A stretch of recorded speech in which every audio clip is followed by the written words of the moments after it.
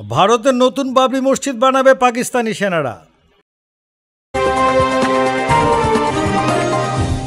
ভারতের উত্তরপ্রদেশের অযোধ্যায় ঐতিহাসিক বাবরি মসজিদের স্থানে নতুন বাবরি মসজিদের প্রথম ইট পাকিস্তানি সেনারা স্থাপন করবেন বলে ঘোষণা দিয়েছেন পাকিস্তানের সিনেটর পালওয়াসা মোহাম্মদ জাই খান।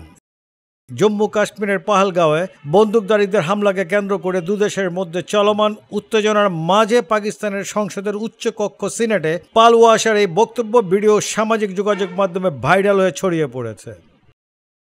মঙ্গলবার পাকিস্তানের এই সিনেটর বলেন, অযোধ্যায় নতুন বাবরি মসজিদের প্রথম ইট বসাবেন পাকিস্তানি সেনাবাহিনীর সেনারা এবং প্রথম আজান দেবেন সেনাপ্রধান সিম মুনির নিজেই। তিনি বলেন, আমরা চুরি পরে বসে নাই।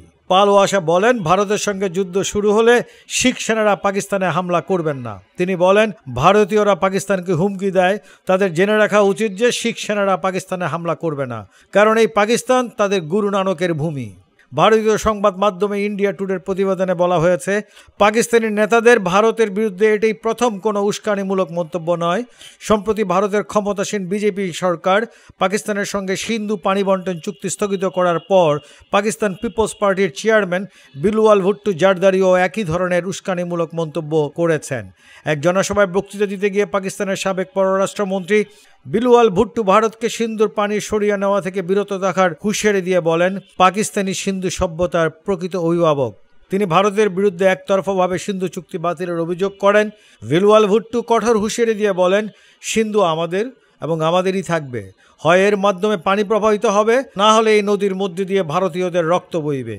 বুধবার পাকিস্তানের কারাবন্দী সাবেক প্রধানমন্ত্রী ইমরান খান সামাজিক যোগাযোগ মাধ্যমে এক্সে দেওয়া এক বার্তায় বলেন, পাকিস্তান শান্তি চায়, কিন্তু তাদের শান্তিপ্রিয়তাকে দুর্বলতা ভাবা উচিত নয়। এই পাঠান নেতা বলেন, ভারতের যে কোনো আগ্রাসনের উপযুক্ত জবাব দেওয়ার সব সক্ষমতা পাকিস্তানের আছে, যেমন 2019 সালে পিটিআই সরকার জাতীয় ঐক্যবদ্ধ সমর্থন দিয়েছিল।